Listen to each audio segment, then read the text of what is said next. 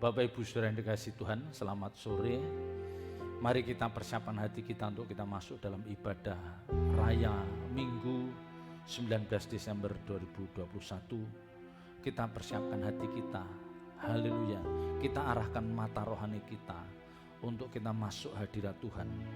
Kami memuji-Mu Tuhan, kami menyembah-Mu Tuhan.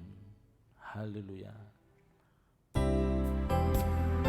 Glory. Haleluya. Haleluya. Haleluya. Haleluya. Haleluya. Glory.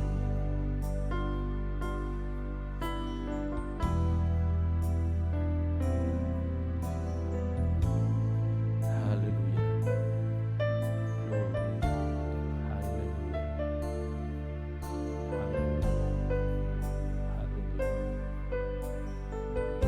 Kami memuji-Mu, kami memuji-Mu Tuhan, kami menyembah-Mu Tuhan, muliakan keagungan nama-Mu, sembah sujud. Haleluya.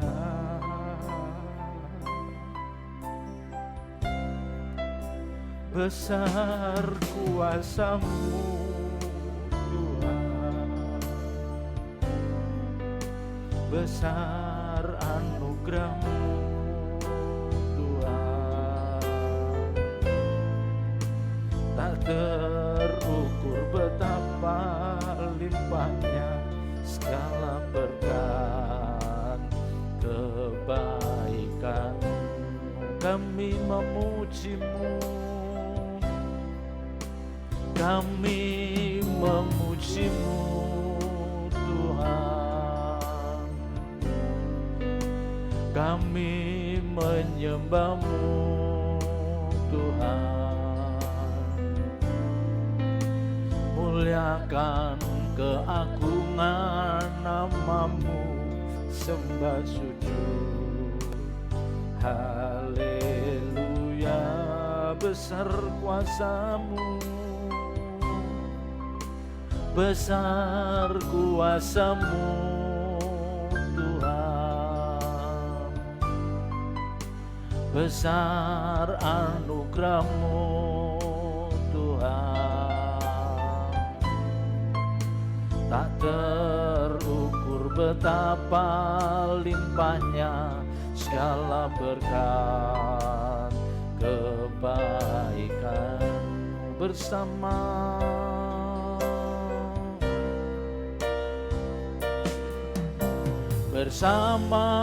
para malaikat kami memuji-Mu, di hadapan-Mu Bapa kami datang menyembah.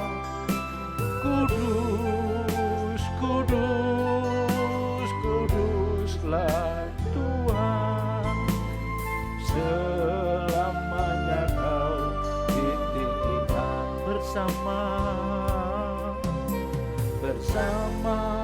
para malaikat kami memuji-Mu, di hadapan-Mu Bapa kami datang menyembah. Kudus, kudus, kuduslah Tuhan, selamanya Kau ditinggikan. Katakan kami memuji-Mu.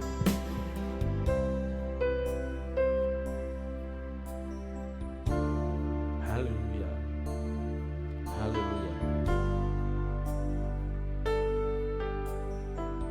Haleluya. Kami memuji-Mu Tuhan.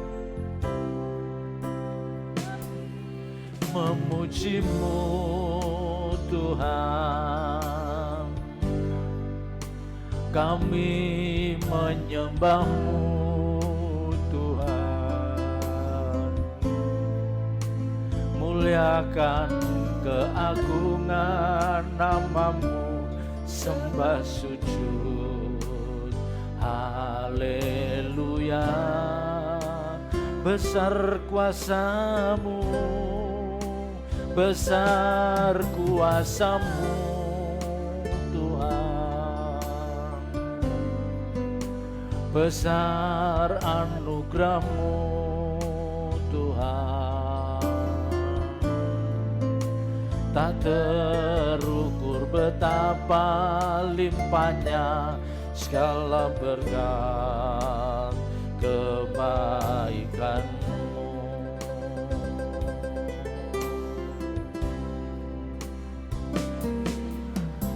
Bersama para malaikat kami memujimu, di hadapanmu Bapa kami datang menyembah. Kudus, kudus, kuduslah Tuhan, selamanya Kau ditinggikan. Bersama para malaikat kami memujimu, di hadapanmu Bapa kami datang menyembah. Kudus, kudus, kuduslah Tuhan, selamanya Kau ditinggikan, selamanya, selamanya Kau ditinggikan, selamanya, selamanya Kau ditinggikan.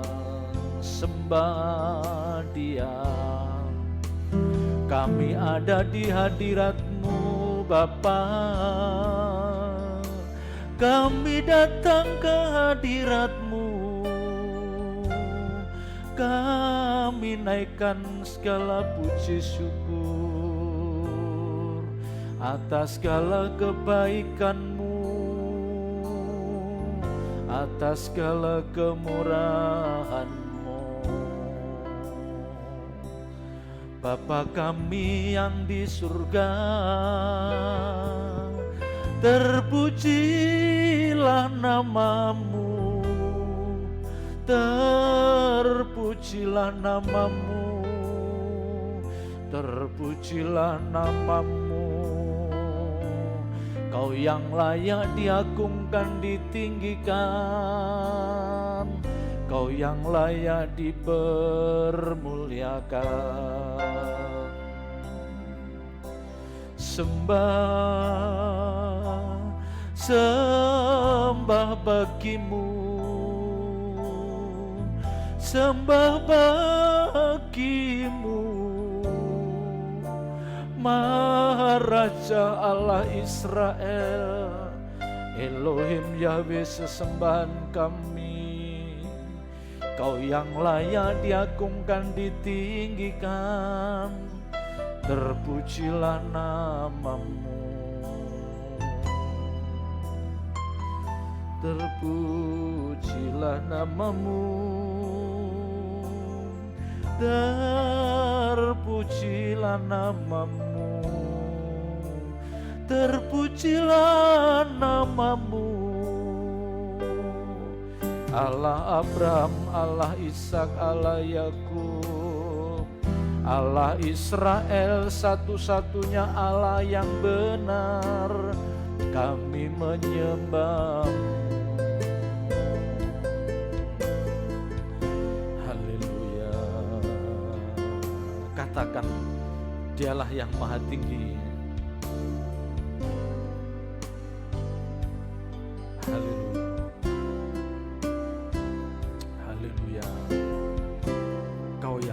Tinggi, Kau yang maha suci. Haleluya, haleluya.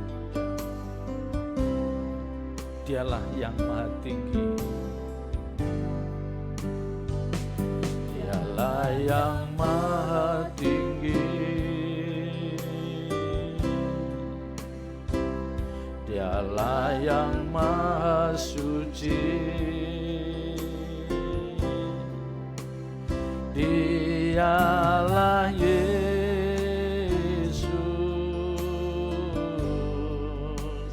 Raja damai.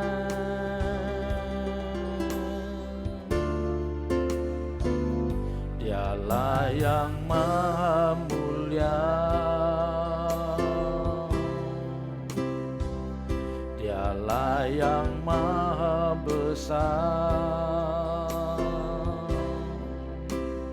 Dialah Yesus, luar biasa. Dialah yang maha tinggi, Dialah yang maha tinggi, Dialah yang maha suci, Dialah Yesus, Raja damai.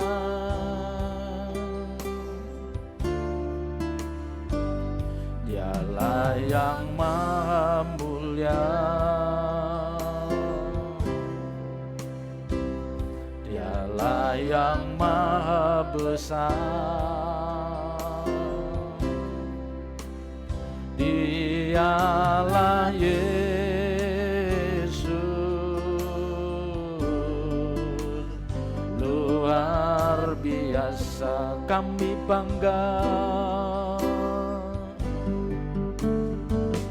kami bangga memiliki Allah seperti-Mu. Kami bahagia menjadi milik-Mu. Kami tinggikan, kami agungkan, kami muliakan nama-Mu Yesus.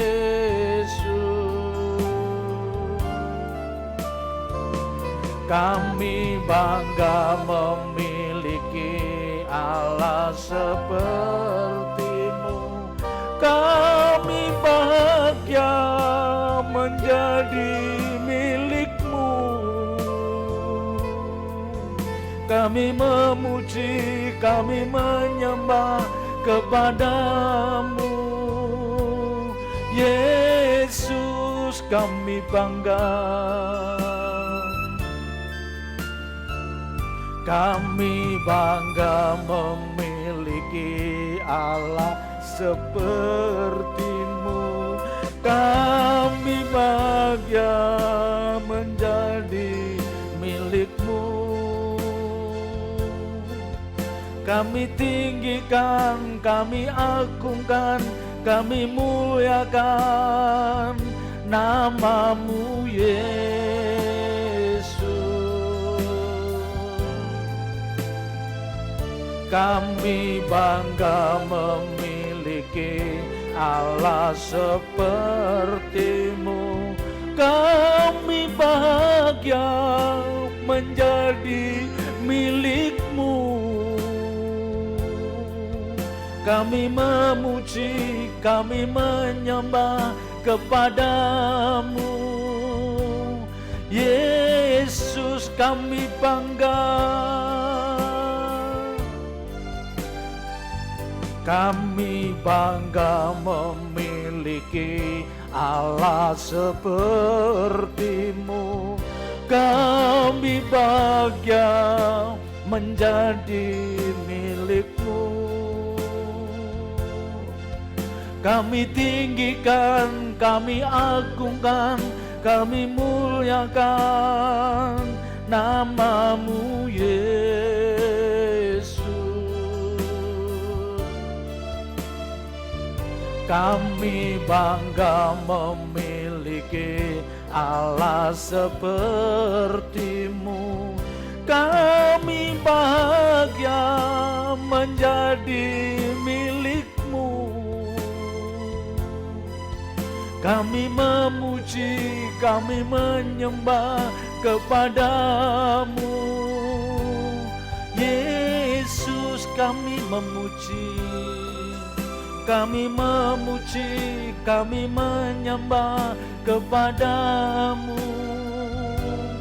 Yesus, sembah bagimu, sembah bagimu, sembah bagimu. Haleluya, haleluya, haleluya.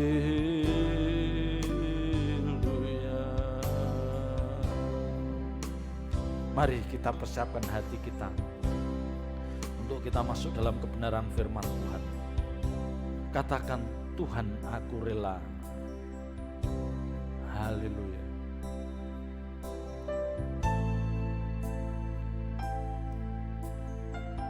Haleluya.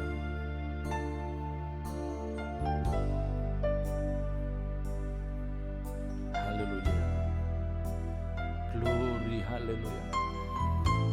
Kami semua harus siap untuk melepaskan apa yang selama ini kami genggam. Haleluya. Tuhan, aku rela. Tuhan, aku rela mengosongkan bejana jiwaku ini dari segala keinginanku dan semua hasrat pribadiku. Tuhan, penuhi aku dengan gairah surgawi nan suci, agar apapun tak ku ingini lagi, hanya Engkau hartaku abadi. Katakan, Tuhan, aku rela.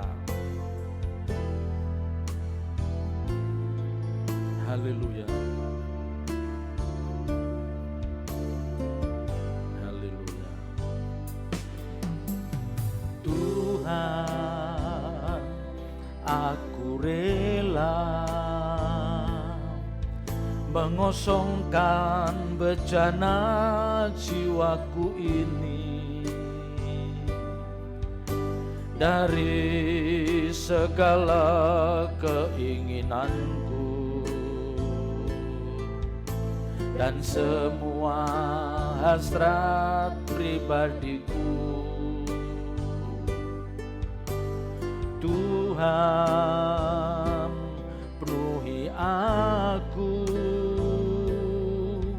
dengan gairah surgawi nan suci,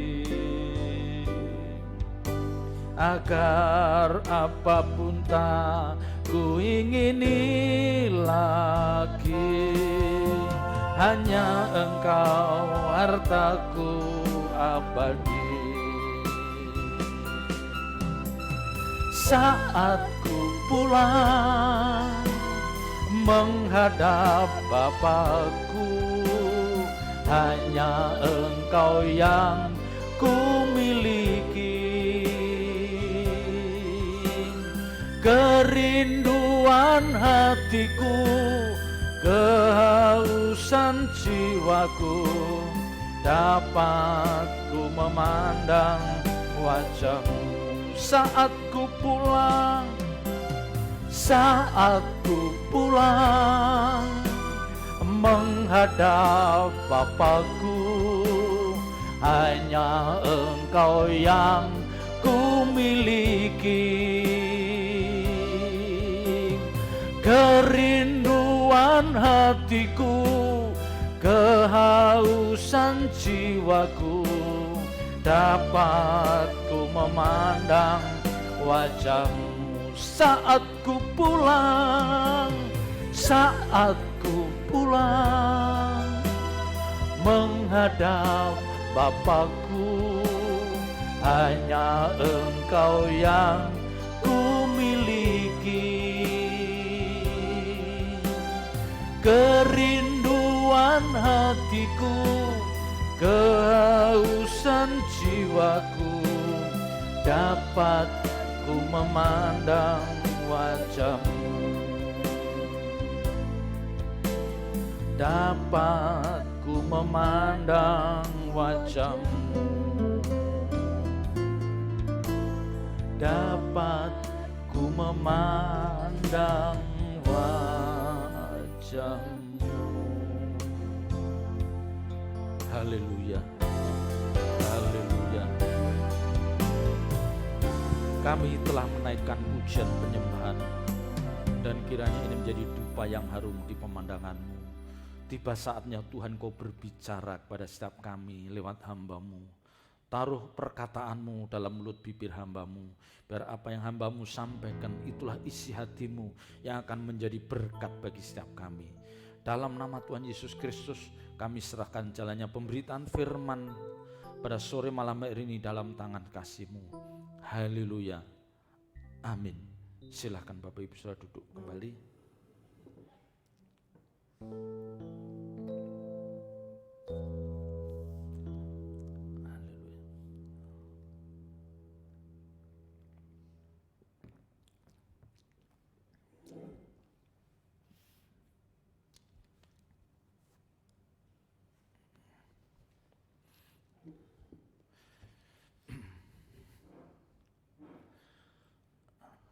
Bapak Ibu Saudara yang dikasihi Tuhan, sebagai orang percaya yang kita sudah menjalani hidup kekristenan berpuluh-puluh tahun, kita tentu memahami, kita tentu mengerti bahwa Allah yang kita sembah, Allah yang kita agungkan, ya, Bapa yang di surga, itu adalah Allah yang penuh kasih. Allah yang kita agungkan, Allah yang kita sembah, ya, yang mulia Tuhan Yesus Kristus, yang kepadanya kita menaruh pengharapan akan masa depan hidup kita. Kita tahu bahwa yang mulia ini adalah sosok yang penuh kasih. Dan Bapak Ibu Saudara jangan meragukan tentang kasih Allah ini. Jangan kita meragukan tentang kasih Allah ini. Kasih Tuhan ini kita jangan meragukan. Ya. Masalahnya yang harus kita mengerti adalah kasih yang bagaimana dan kasih seperti apa yang ada di dalam diri Allah Bapa itu. Yang itu juga ada di dalam diri yang mulia Tuhan Yesus Kristus itu. Itu kasih seperti apa? Nah, ini yang harus kita pahami. Ya. Seringkali orang salah memahami tentang kasih ini.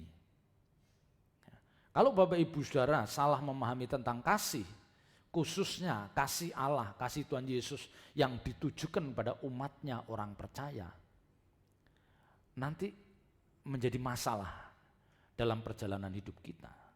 Ya. Jadi kasih itu jangan hanya dinilai kalau apa yang kita perlukan itu dipenuhi oleh Tuhan. Apa yang kita butuhkan Tuhan akan sediakan. Ya. Pertolongan apa yang kita perlukan Tuhan akan nyatakan lewat Tuhan akan berikan jalan keluar.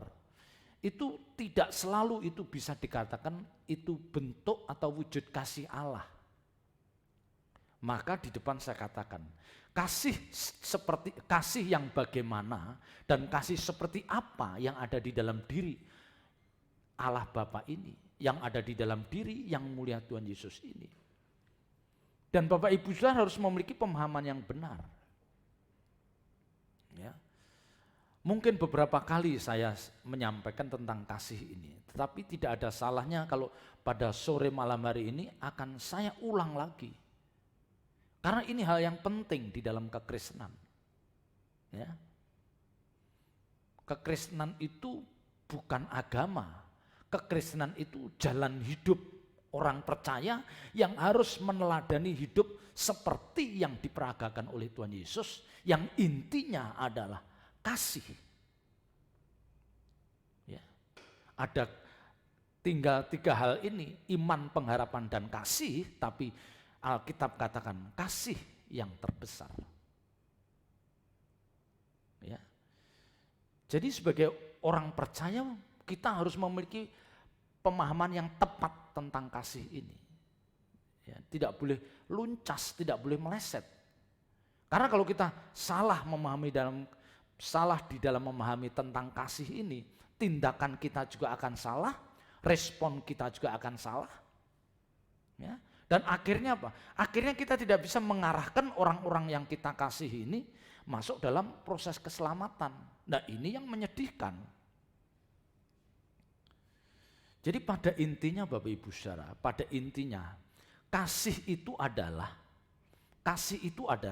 segala tindakan yang kita lakukan yang akan membawa orang lain masuk dalam proses keselamatan. Itulah kasih. Ya. Jadi segala tindakan, segala perbuatan yang dilakukan oleh seseorang yang itu akhirnya akan membawa orang lain masuk dalam proses keselamatan. Masuk dalam proses. Apakah orang itu nanti akhirnya diselamatkan atau tidak, itu tergantung seberapa kuat orang itu merespon ketika dia dibawa masuk dalam proses keselamatan. Apakah dia merespon dengan benar, dia tetap setia sampai kesudahannya atau tidak, itu yang menentukan. Ya. Dan kasih yang seperti ini, itu juga yang ada di dalam diri Allah Bapa. Yang Injil Yohanes pasal 3 ayat 16 katakan. Ya. Jadi ini semua berangkat, pemahaman kasih ini berangkat dari Injil Yohanes 3 ayat 16. Karena begitu besar kasih Allah akan dunia ini, sehingga ia telah mengaruniakan anaknya yang tunggal, supaya setiap orang yang percaya kepadanya tidak binasa, melainkan beroleh hidup yang kekal. Ini inti kasih. Ya. Kasih dari Allah Bapa yang diwujudkan lewat anugerah. Anaknya yang tunggal itu dianugerahkan, diberikan kepada dunia, supaya siapa yang percaya kepadanya tidak binasa, tetapi beroleh hidup yang kekal. Jadi kebenaran ini menyampaikan pesan. Kebenaran ini menyampaikan pesan bahwa Allah begitu mengasihi orang-orang yang ada di dunia ini. Ya. Kebenaran ini menyampaikan pesan bahwa Allah Bapa begitu mengasihi orang-orang yang ada di dunia ini. Semua orang. Ya, jadi bukan hanya orang percaya, semua orang. Tapi ayat ini mengatakan supaya setiap orang, artinya siapapun mereka yang percaya kepadanya, kepada anak tunggalnya, kepada yang mulia Tuhan Yesus itu, mereka tidak binasa, tetapi beroleh hidup yang kekal. Maka di depan tadi saya katakan, kasih itu intinya suatu tindakan, suatu perbuatan yang dilakukan, yang akhirnya membawa orang itu masuk dalam proses keselamatan. Ya. Jadi ini dilakukan oleh Allah Bapa supaya orang-orang itu, makhluk di dunia ini tidak binasa. Ya. Karena kesalahan Adam maka semua orang ada di bawah kutuk hukum dosa. Yang akhirnya lewat kematian Tuhan Yesus, mereka semua, Bapak Ibu Saudara dan saya, dilepaskan dari kutuk itu. Ya. Jadi tanpa kematian Tuhan Yesus di kayu salib, tanpa anugerah Allah Bapa, tanpa Bapa menganugerahkan anaknya untuk dunia ini, kita tidak bisa selamat. Ya. Ini yang harus Bapak Ibu Saudara pahami. Jadi kebenaran ini menyampaikan pesan bahwa Allah Bapa itu begitu mengasihi kita, orang-orang di dunia ini, supaya mereka tidak binasa. Karena mereka adalah makhluk ciptaan yang berharga bagi Allah. Ya, yang Alkitab katakan ya, bahwa roh yang ditaruh di dalam diri setiap kita itu diingininya dengan cemburu. Ya. Jadi roh yang ada di dalam setiap diri seseorang, ada dalam diri semua orang itu diingininya dengan cemburu, diinginnya dengan amat sangat. Allah Bapa menginginkan roh yang ditaruh di dalam diri kita nanti akhirnya kembali kepada Sang Pencipta, itulah Allah Bapa. Ya, maka dikatakan diingininya dengan cemburu. Ya. Jadi Bapak Ibu saudara saya, Bapak Ibu saudara dan saya itu adalah ciptaan yang sangat berharga bagi Allah. Ya, maka Allah dengan inisiatif dari Allah mengaruniakan anaknya yang tunggal, mengorbankan putra tunggalnya itu supaya bisa menyelamatkan dunia ya, dan segala isinya, orang-orang Bapak Ibu saudara dan saya. Dan ini yang harus kita pahami. Ya. Ini yang harus kita pahami, bagaimana di dalam diri Allah itu ada pemikiran, konsep berpikir seperti itu. Tuhan tidak menghendaki seorang pun binasa. 2 Petrus pasal 3. Ya, 2 Petrus pasal 3 ayat 9. Ya, kalau kita lihat di dalam 2 Petrus, kita lihat 2 Petrus pasal 3 ayat 9. Tuhan tidak lalai menepati janjinya, sekalipun ada orang yang menganggapnya sebagai kelalaian. Tetapi ia sabar terhadap kamu, karena ia menghendaki supaya jangan ada yang binasa. Diulang lagi. Ya, ayat ini meneguhkan bahwa dia tidak menghendaki seorang pun binasa. Ya, melainkan supaya semua orang berbalik dan bertobat. Jadi Bapak Ibu saudara dan saya itu dinantikan oleh Allah Bapa, dinantikan oleh Tuhan Yesus supaya kita menjadi orang-orang yang bertobat. Ya, maka ada yang mengatakan, "Oh, waktunya kok hari Tuhan kok sepertinya diolor-olor, ya, mundur-mundur." Enggak. Ini memberikan kesempatan untuk kita itu bertobat. Tapi nanti pasti ada saatnya, hari itu pasti dinyatakan. Ya, kan dikatakan Tuhan tidak lalai menepati janjinya, sekalipun ada orang yang menganggapnya sebagai kelalaian. Ya, ada orang yang menganggap, oh Tuhan itu lalai, katanya Tuhan mau datang. Oh mungkin Tuhan lalai, dia tidak datang. Enggak. Ya, tetapi ia sabar terhadap kamu. Ia sabar, Tuhan itu menunggu Bapak Ibu Saudara itu untuk berbalik dan bertobat, itu yang ditunggu. Ya. Tetapi meskipun demikian, pasti nanti ada saatnya, ya, Tuhan akan datang. Dan bagi mereka yang tidak bertobat, mereka akan menanggung akibatnya. Ya, jadi kalau Allah Bapa punya pemikiran seperti itu, dan ini diwariskan, diteruskan pada Tuhan Yesus, juga punya pikiran seperti itu. Jadi kasih itu melekat di dalam diri Allah Bapa, dan itu juga melekat di dalam diri Tuhan Yesus. Dan hendaknya kasih itu juga melekat dalam diri Bapak Ibu Saudara dan saya.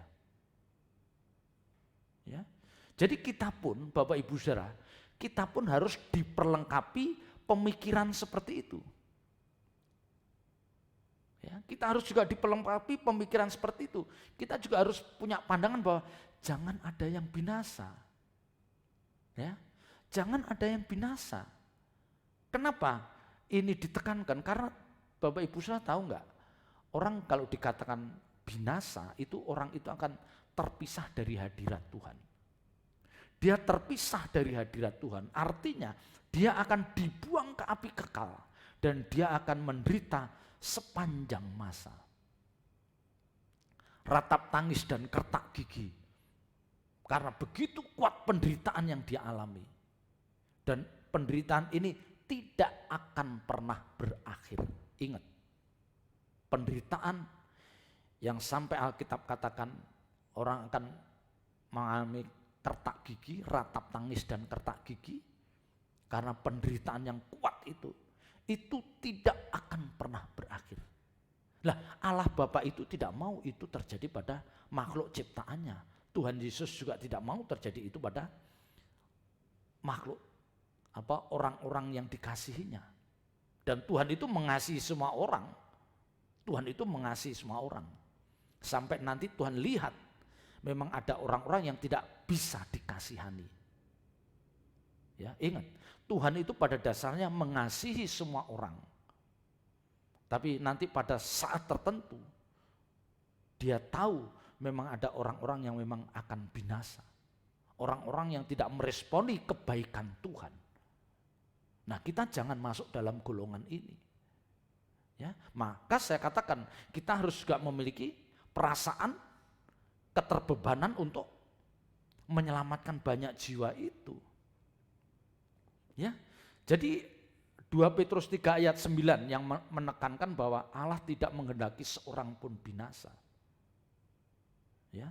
Tetapi sekalipun demikian bukan berarti bahwa semua orang akan selamat, tidak. Tidak. Ya, dengan berat hati saya harus mengatakan, sekalipun Allah tidak menghendaki seorang pun binasa, tapi pada kenyataannya banyak di antara mereka yang binasa. Ya. Kenapa mereka binasa? Karena mereka memang memilih jalannya sendiri untuk binasa. Bukan Tuhan, bukan Allah yang menciptakan, menentukan dia untuk binasa, bukan.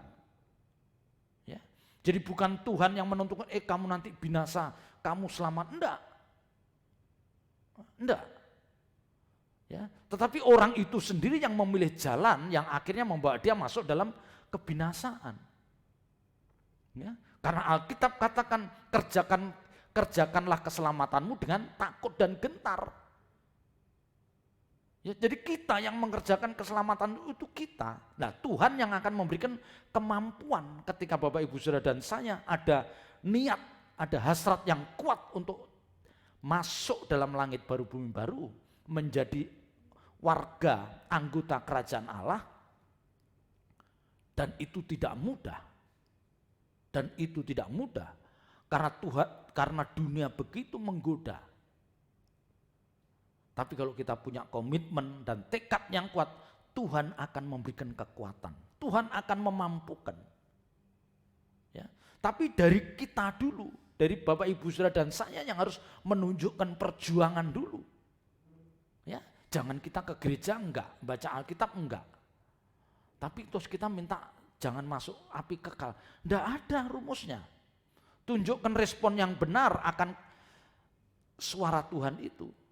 Tunjukkan respon yang bertanggung jawab terhadap kebenaran yang saudara dengar sepanjang hari. Ya. Jadi sekalipun Allah tidak menghendaki supaya tidak ada yang binasa, tetapi kenyataannya memang akan ada yang binasa. Ya, dan ini mengerikan. Ya, sekali lagi binasa itu adalah ketika seseorang terpisah dari hadirat Tuhan selama-lamanya. Orang-orang yang dibuang ke api kekal, dan itu sangat mengerikan. Mereka akan menderita sengsara sepanjang masa. Ya. Jadi karena hal inilah maka Allah tidak tega melihat umatnya itu binasa. Maka dia memberikan kesempatan untuk setiap kita berbalik dan bertobat. Jadi saya mengingatkan selama masih ada waktu, jangan kita itu merasa bahwa kita sudah aman. Jangan setiap kita itu merasa bahwa kita sudah pasti ada di langit baru bumi baru. Jangan. Ya. Akan lebih baik kalau setiap hari kita memperkarakan hidup kita, memperkarakan kelayakan hidup kita di hadapan Tuhan. Kita perkarakan, itu jauh lebih baik. Itu langkah yang bijak dari orang percaya. Ya. Orang-orang yang ceroboh dia akan mengatakan, gimana nanti, toh saya sudah rajin ke gereja, nggak mungkin dibuang ke api kekal. Ini orang-orang yang ceroboh. Ya. Nah, saya harus mengatakan Bapak Ibu Saudara, saya harus mengatakan kenyataannya memang ada orang-orang yang akan binasa karena mereka sudah menjadi tawanan iblis.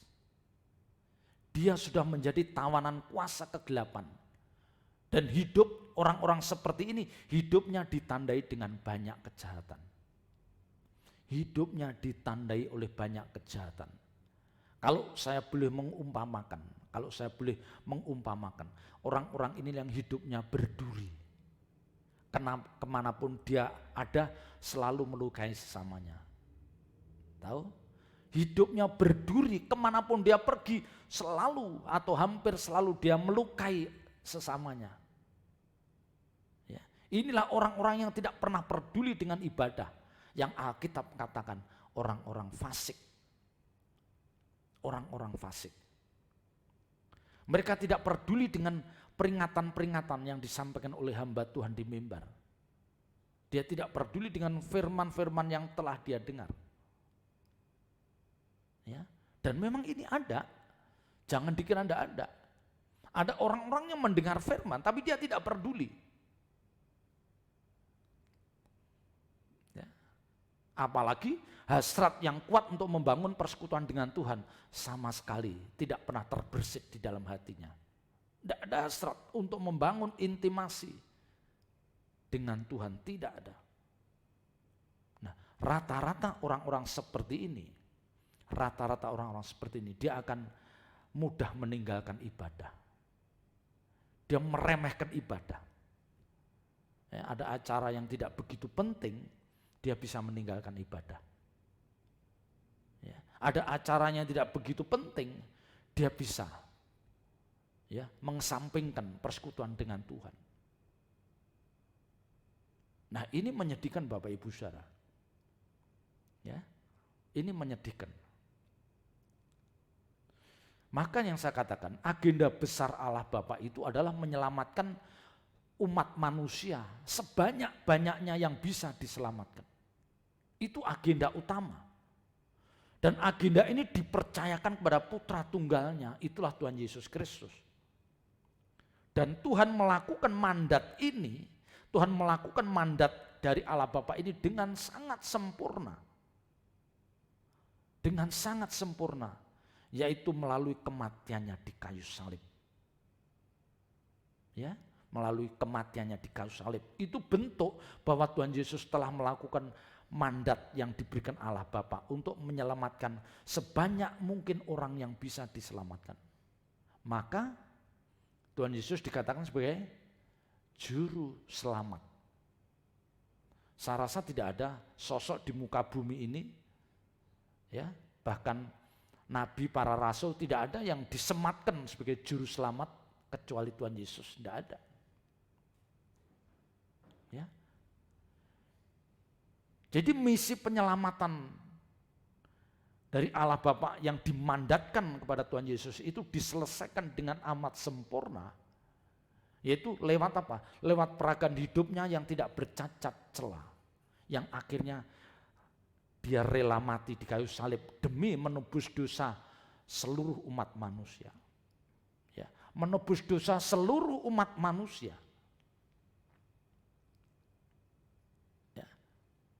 Ini Bapak Ibu Saudara. Dan misi penyelamatan ini, misi penyelamatan yang ada di pundak Tuhan Yesus ini dipercayakan kepada rasul-rasul yang luar biasa itu. Melalui pemberitaan Injil Kerajaan Allah. Yang intinya mengajak orang supaya mereka bertobat dan meninggalkan kehidupan lama mereka. Ya. Ini. Jadi di satu sisi Tuhan telah mengajar para murid-muridnya, rasul-rasul yang luar biasa itu, bagaimana Injil itu harus diberitakan ke segala tempat supaya orang memahami ini dan akhirnya mereka berbalik dan bertobat. Tetapi memang tidak mudah Bapak Ibu Saudara.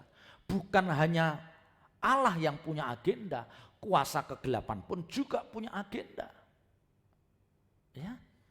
Bukan hanya Allah Bapa yang punya agenda untuk keselamatan banyak jiwa. Kuasa kegelapan pun juga punya agenda bagaimana dia menarik sebanyak-banyaknya orang-orang yang bisa ditariknya. Ya, dan kuasa kegelapan ini apa? Menawarkan keindahan-keindahan dunia yang itu bisa meninabubukkan orang percaya. Ya. Jadi Bapak Ibu Saudara juga harus sadar bahwa kuasa kegelapan pun sedang bekerja dengan luar biasa. Ya, kuasa kegelapan pun sedang bekerja dengan luar biasa. Mereka menawan orang-orang, siapapun mereka, bahkan bisa hamba Tuhan. Bisa hamba Tuhan. Mereka menawan orang-orang itu dengan menawarkan keindahan dunia. Menawarkan keindahan dunia. Mereka merangsang bagaimana supaya orang itu makin menghasrati, ingin menikmati dunia dengan segala keindahannya. Nah ini, ya, ini Bapak Ibu Saudara. Maka tadi lagu pujian yang aku rela mengosongkan bejana hati, itu kan berbicara tentang apa? Orang yang tidak ingin punya keinginan apapun kecuali melakukan kehendak Tuhan. Ya, jadi bejana hatinya dikosongkan. Bejana jiwanya itu udah enggak banyak keinginan.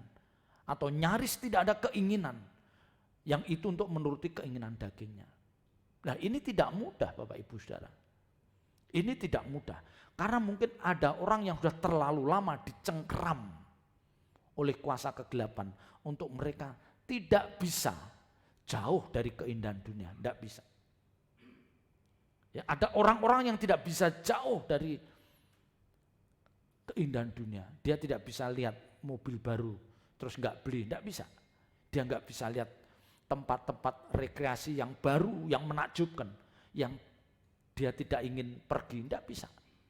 Begitu ada tempat yang indah, dia ingin pergi. Ada mobil baru dia ingin punya. Ada rumah model baru dia pengen punya. Nah ini yang saya katakan, ya, kuasa kegelapan tuh cara membelokkan fokus hidup seseorang tuh bukan, wah tidak harus lewat dia harus berjudi dulu, dia harus berzinah dulu, enggak. Memang ada orang-orang yang akan terpleset untuk hal-hal seperti itu. Ada orang-orang yang memang terjerat, ya, dengan judilah, dengan maksiatlah, dengan prostitusi. Ada orang-orang yang memang sudah terjerat, tapi ada kelompok lain yang dia tidak terjerat di situ, tapi dia terjerat bagaimana dia memiliki keinginan hasrat yang kuat untuk menikmati keindahan dunia. Nah, ini sudah cukup bagi iblis. Ini sudah cukup untuk bagi iblis untuk membuang orang-orang seperti ini ke api kekal. Ya. Jadi jangan salah kita berpikir, oh nanti yang ke api kekal, yang ke neraka itu orang yang berzina, yang korupsi, pembunuh, ya, apalagi penipu, ya, perampok. Jangan dipikir hanya orang-orang itu. Orang-orang yang memuaskan hawa nafsunya dengan menikmati keindahan dunia dan dia seperti tuli terhadap suara Tuhan. Ya, tertutup telinganya akan kebenaran. Dia tertutup telinganya oleh kebenaran dan akhirnya dia sama sekali tidak punya hasrat untuk mengerti kehendak Tuhan. Ini akhirnya dibuang juga ke api kekal. Karena dia hidup menuruti hawa nafsu. Ya, ini harus menjadi pemahaman yang baru bagi Bapak Ibu Saudara. Ya, saya takut kalau Bapak Ibu Saudara hanya memiliki pemahaman yang ke neraka itu orang yang penjudi, penzina, pemabuk, penipu. Bukan itu saja. Ya, dari hal ini kita bisa tahu betapa liciknya iblis itu. Betapa liciknya kuasa kegelapan itu. Dia bisa menyeret orang masuk api kekal tanpa dia melakukan kejahatan moral umum. Tetapi apa yang dia lakukan itu melukai hati Tuhan.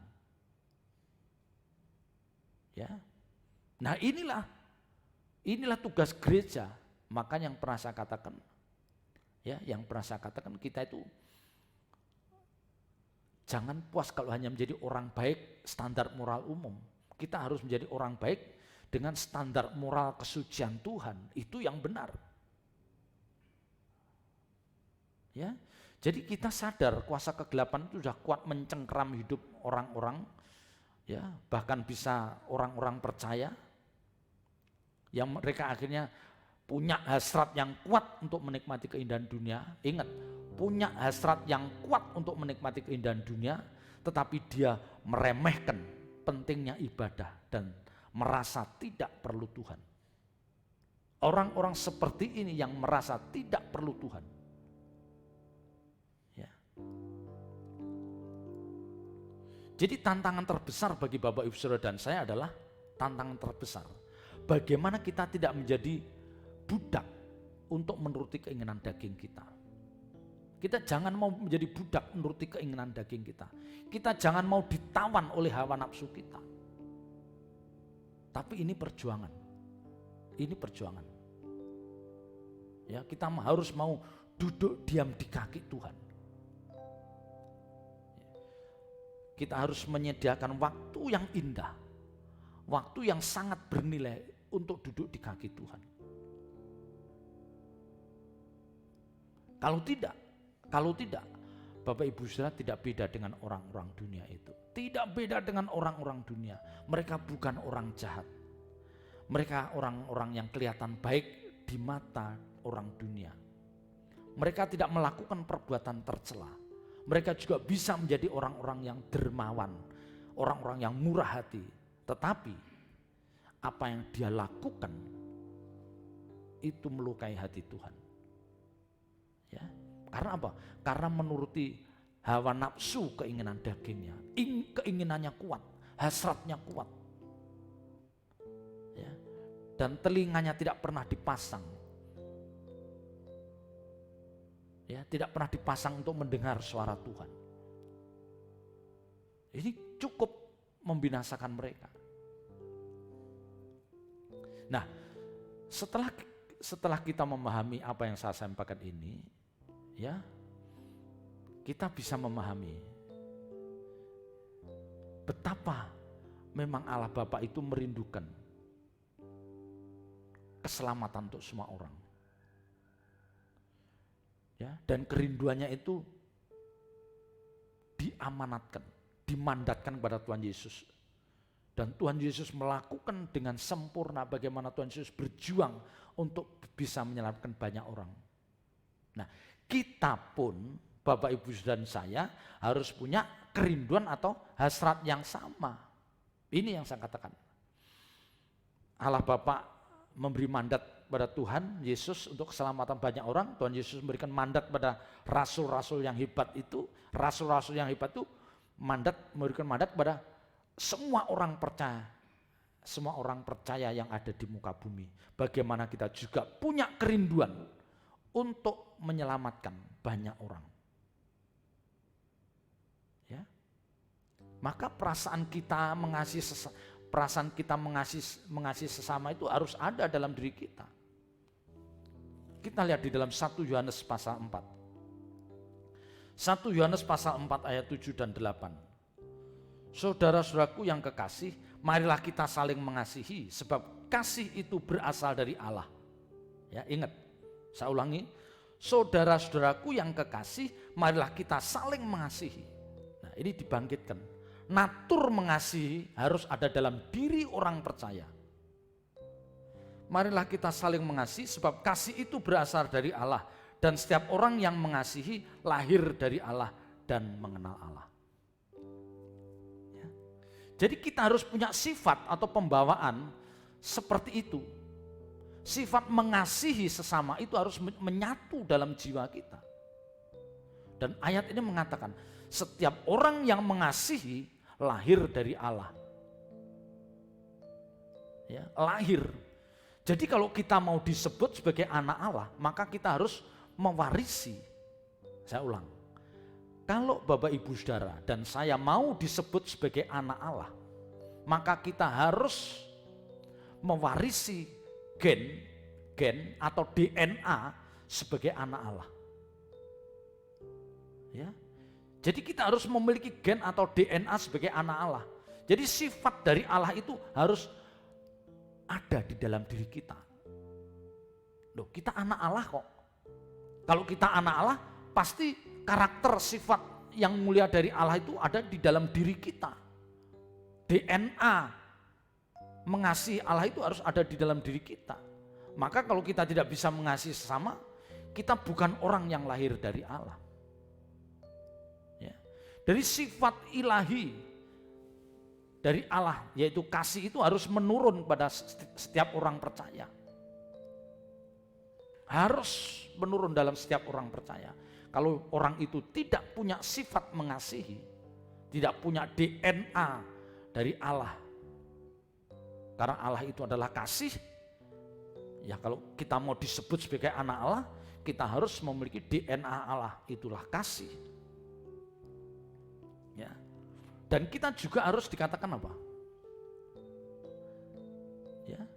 Sebab kasih itu berasal dari Allah dan setiap orang yang mengasihi lahir dari Allah dan mengenal Allah. Mengenal Allah. Ya. Tapi Bapak Ibu Saudara harus ingat, sifat atau karakter Allah, sifat atau karakter Allah yang adalah kasih itu tidak otomatis turun melekat dalam diri seseorang, tidak. Tidak. Ya, tapi harus ada perjuangan. Mungkin ada, kita tuh kasih ada, tapi kecil. Ya, hanya konsentrasinya hanya kecil, kekuatannya tidak seberapa. Tapi kalau kita terus berjuang karena kita tahu bahwa kita ini anak Allah, maka kasih itu akan bertumbuh terus dalam hidup kita. Nah, kasih itu akan bertumbuh kalau dia memiliki pengenalan akan Allah yang benar. Ya, ingat, kasih itu akan tumbuh, akan bertumbuh dan makin lengkap, makin sempurna kalau dia memiliki pemahaman, dia memiliki pengenalan tentang Allah dengan sempurna. Ya, bagaimana dia akan memiliki kasih? Dia mengenal Allah pun tidak. Orang-orang yang memiliki pengenalan Allah dengan baik, dengan sempurna, pasti Allah akan memberikan pewahyuan-pewahyuan di dalam diri orang itu. Allah akan mengajar. Allah akan mengajar dan mengingatkan orang-orang seperti itu. Ya. Dan kita itu memang harus mengenal Allah, dan ini masalahnya yang tidak mudah. Ini yang tidak mudah. Saya harus mengatakan, mengenal Allah itu tidak mudah. Karena ada Allah itu sepertinya abstrak. Ya. Allah itu sepertinya abstrak. Allah itu tidak kelihatan.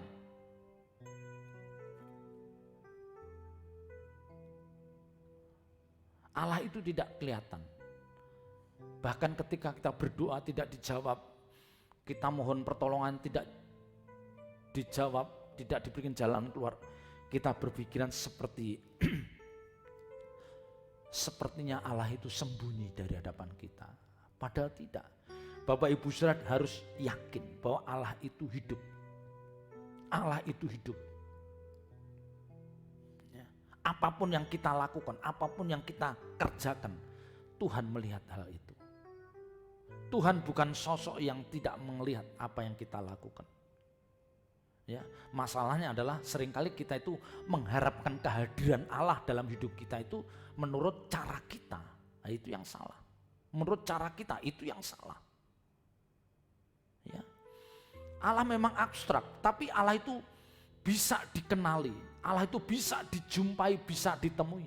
Hanya tergantung seberapa kuat kita merindukan ada di dalam hadirat Allah. Itu yang harus dilakukan. Ya. Ayat 8 dikatakan, barang siapa tidak mengasihi, ia tidak mengenal Allah, sebab Allah adalah kasih. Jadi intinya, kalau Bapak Ibu Saudara sebagai orang percaya, tetapi tidak bisa mengasihi sesama, tidak bisa mengasihi sesama, berarti Bapak Ibu Saudara tidak memiliki pengenalan akan Allah. Kalau Bapak Ibu Saudara tidak memiliki pengenalan akan Allah, maka Bapak Ibu Saudara juga tidak akan dikenal oleh Allah. Ya, jadi kebenaran ini ya, barang siapa tidak mengasihi, yaitu mengasihi sesamanya, mengasihi Tuhan, ia tidak mengenal Allah, sebab Allah adalah kasih. Jadi kebenaran ini seperti memutlakkan. Jadi dimutlakkan bahwa orang percaya itu harus mengenal Allah. Ya, kalau dia tidak mengenal Allah, dia tidak mungkin bisa mengasihi sesama. Kalau dia tidak bisa mengasihi sesama, berarti dia adalah orang yang egois. Dia tidak punya keterbebanan untuk menyelamatkan orang lain. Dan orang-orang seperti ini tidak pantas disebut anak Allah. Karena kalau saudara anak Allah harus punya kerinduan, keterbebanan untuk keselamatan orang lain. Ya. Jadi orang yang tidak mengenal Allah tidak mungkin bisa mengasihi sesama seperti yang dikehendaki Tuhan. Kalau kita tidak mengasihi sesama, maka kita juga tidak peduli dengan keselamatan jiwa sesama kita. Kita tidak peduli dengan keselamatan jiwa sesama kita. Dan ini bertentangan dengan kehendak Tuhan. Ini bertentangan dengan kehendak Allah. Ya, ini bertentangan dengan agenda besar Allah menyelamatkan sebanyak-banyaknya jiwa yang bisa diselamatkan. Ya, Bapak Ibu Saudara, mari kita renungkan. Mari kita renungkan. Apa kita sudah benar-benar memiliki pengenalan Allah yang lengkap? Ya, kalau kita memang benar-benar sudah memiliki pengenalan yang lengkap dengan Allah, pasti kita akan memperlakukan Dia dengan benar, memperlakukan Allah Bapa dengan pantas. Ya, kita menghormati hadiratnya, kita menuruti kehendaknya, kita menjauhi apa yang Dia tidak inginkan. Ya, mencintai keindahan dunia itu kan tidak diinginkan. Ya, kita jauhi. Ini Bapak Ibu Saudara yang harus kita renungkan. Tapi sekali lagi, mengenal Allah itu tidak mudah. Mengenal Allah itu tidak mudah. Harus ada usaha yang kuat dan ketekunan. Karena Allah itu sepertinya abstrak. Tapi kita yakin bahwa Allah yang kita sembah, Allah yang hidup, yang itu bisa dikenali. Dan mengapa banyak orang sulit mengenal Allah? Karena di dalam pikiran dan jiwanya terlalu banyak agenda. Terlalu banyak agenda dalam hidupnya. Terlalu banyak keinginan dalam hidupnya. Sehingga dia tidak bisa mengenali Allah. Orang-orang yang tidak bisa mengosongkan jiwanya. Ya, tidak bisa mengosongkan jiwanya. Menjauhkan dari segala keinginan dunia. Tidak mungkin dia memiliki pengenalan Allah dengan benar. Tidak mungkin dia memiliki pengenalan akan Allah yang benar. Ya. Maka Bapak Ibu Saudara, ketika kita memahami hal ini, bahwa Allah itu Allah yang penuh kasih, menghendaki supaya semua orang ya tidak binasa, melainkan bertobat, berbalik dan bertobat.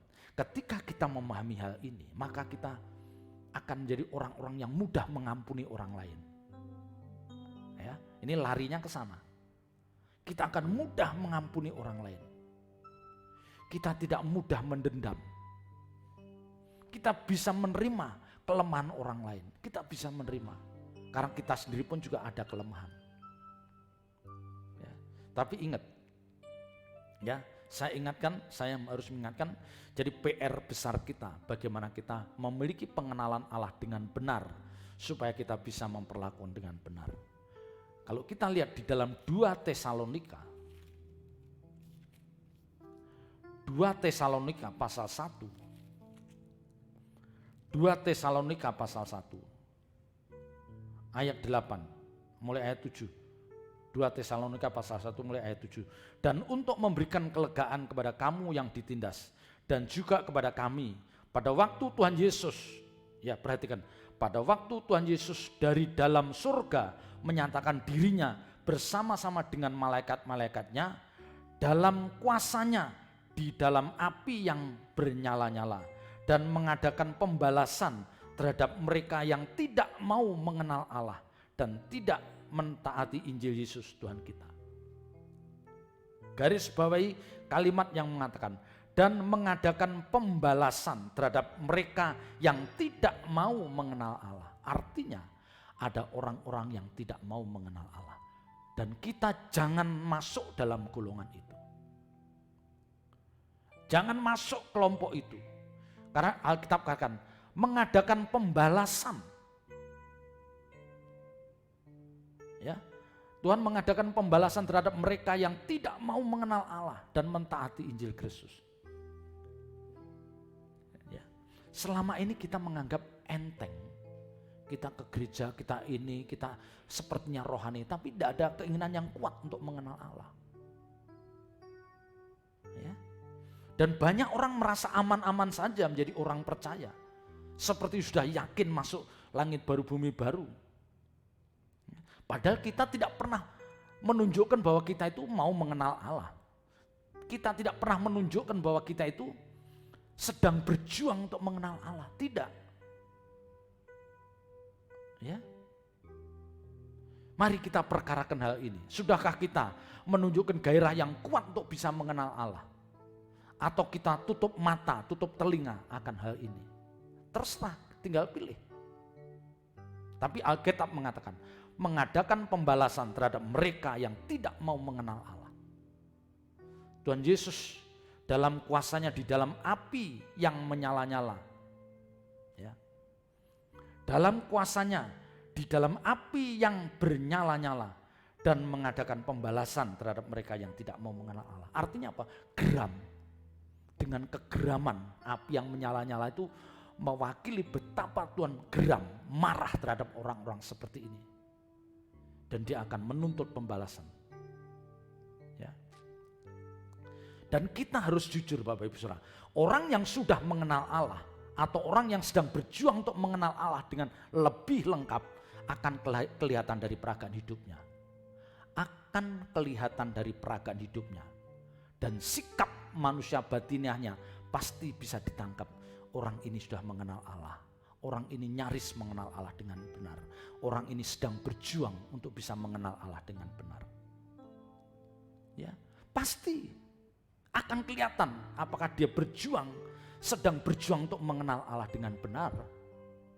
Atau dia sama sekali tidak peduli dalam hal pengenalan akan Allah. Akan bisa dilihat. Kalau orang lain bisa melihat, apalagi Tuhan. Tuhan bisa menilai, ini orang memang dasarnya tidak mau mengenal aku. Ini orang memang dasarnya tidak mau tahu tentang agenda besarku. Ini orang yang sekalipun dia masih sering salah dan salah, tapi punya hasrat yang kuat untuk mengenal aku. Tuhan akan tahu dan Tuhan hargai orang-orang seperti itu. Ya, mengenal Allah bukan hal yang mudah, tetapi bukan berarti tidak bisa mengenali Dia. Sediakan waktu yang cukup. Hiduplah terus dalam kesucian dan teruslah belajar kebenaran firman Tuhan. Bapak Ibu Saudara pasti akan mendengar suara Roh Kudus dan Tuhan akan menghormati, menghargai orang-orang seperti ini. Dan Tuhan akan memberikan hikmat pada orang-orang ini yang akhirnya dia akan memiliki pengenalan akan Allah yang makin baik. Harus berjuang untuk mengenal Allah. Hidup suci mutlak. Mematikan segala keinginan-keinginan dunia ini harus kita perjuangkan. Dan belajar kebenaran firman Tuhan harus terus dengan tekun kita lakukan. Jangan tidak ada waktu bersekutu di hadapan Tuhan. Jangan tidak ada waktu untuk duduk di kaki Tuhan. Lakukan itu. Lakukan itu. Selamat berjuang. Tuhan Yesus memberkati. Haleluya. Haleluya. Mari kita bangkit berdiri. Bapa, tolong aku.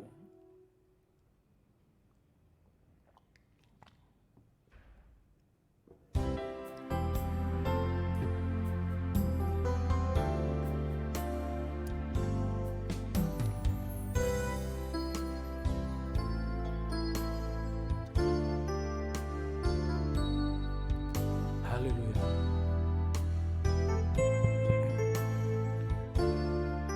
Haleluya.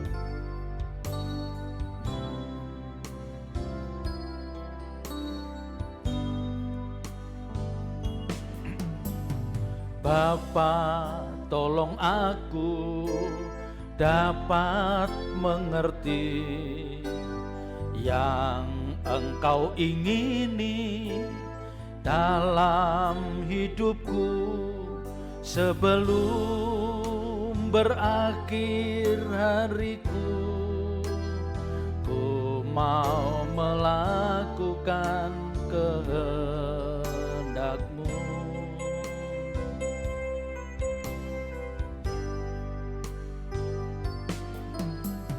Bapa, tolong aku harus buat apa? Aku bersedia lakukan semua sebelum berakhir hariku. Ku mau menyelesaikan tugasku. Haleluya. Bapa, tolong aku. Bapa, tolong aku dapat mengerti yang Engkau ingini dalam hidupku sebelum berakhir hariku. Ku mau melakukan kehendak-Mu. Haleluya. Bapa, tolong aku. Bapa, tolong aku harus buat apa? Aku bersedia lakukan semua sebelum berakhir hariku. Ku mau menyelesaikan tugasku.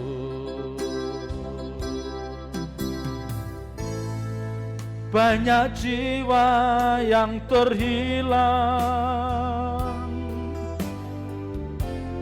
akan binasa.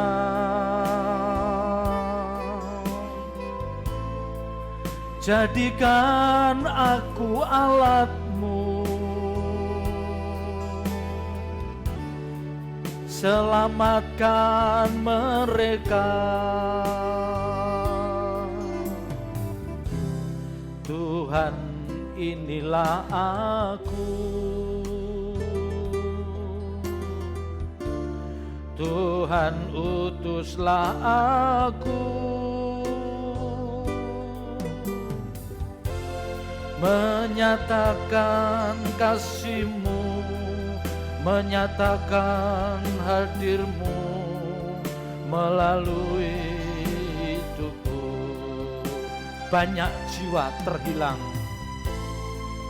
banyak jiwa yang terhilang akan binasa.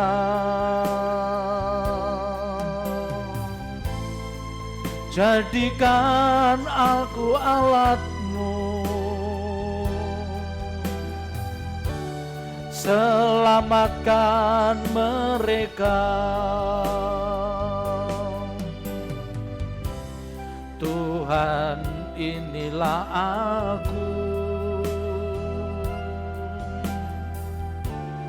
Tuhan, utuslah aku menyatakan kasih-Mu, menyatakan hadir-Mu melalui hidupku. Banyak jiwa, banyak jiwa yang terhilang akan binasa.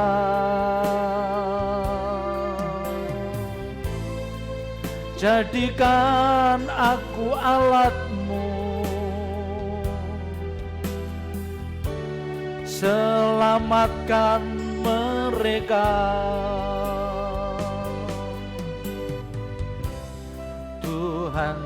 inilah aku. Tuhan utuslah aku,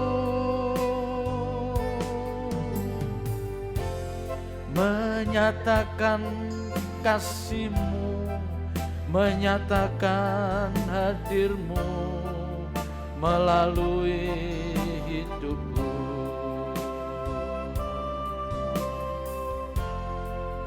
Menyatakan kasih-Mu, menyatakan hadir-Mu melalui hidupku. Menyatakan kasih-Mu, menyatakan kasih-Mu, menyatakan hadir-Mu melalui hidupku. Bapa, kami telah menyampaikan kebenaran firman-Mu. Kiranya kebenaran-kebenaran ini akan membangkitkan hasrat dan gairah kami Tuhan, untuk meningkatkan kasih kami terhadap sesama. Kami juga boleh memiliki keterbebanan seperti Engkau ya Bapa. Bagaimana supaya banyak jiwa-jiwa diselamatkan. Jangan ada seorang pun yang binasa. Inilah yang menjadi keinginan dan kerinduan kami Tuhan. Pakai kami semua menjadi alat-Mu untuk keselamatan banyak jiwa. Urapi hamba-Mu ya Bapa, urapi sidang jemaat-Mu. Roh Kudus meteraikan firman itu di dalam setiap hati kami dan ajar kami melakukannya. Bapa, kami menyerahkan sidang jemaat GSKI Aletia Cimanggis yang hamba-Mu gembalakan dalam tangan kasih-Mu. Juga saudara-saudara kami yang setia mengikuti ibadah streaming ini, Engkau memberkati hidup mereka, memberkati pekerjaan mereka, usaha mereka, memberkati anak cucu menantu mereka. Apapun yang mereka kerjakan, biarlah itu menjadi berhasil. Dan ini semua untuk kemuliaan nama-Mu. Terima kasih Tuhan, terima kasih. Kami menyerahkan bangsa dan negara kami dalam tangan kasih-Mu. Pakai Bapak Presiden, pakai Bapak Wakil Presiden. Biarlah Tuhan, beliau-beliau ini bisa membawa bangsa ini menuju dalam keadaan yang lebih baik lagi. Terpuji nama-Mu kekal selama-lamanya. Bapak Ibu saudara yang dikasihi Tuhan, angkat kedua belah tangan saudara, terimalah berkat yang dari Allah Bapa. Dengan demikian Bapak Ibu saudara yang dikasihi Tuhan, terimalah nikmat berkat yang dari Allah Bapa. Cinta kasih-Nya yang kekal dari Tuhan Yesus Kristus dan dalam persekutuan kuasa Roh Kudus-Nya mulai malam hari ini sampai Maranatha, Tuhan menyertai perjalanan hidup Bapak Ibu saudara. Dalam nama Tuhan Yesus Kristus kami berdoa dan mengucap syukur, dan semua yang percaya katakan amin. Selamat malam, Tuhan Yesus memberkati.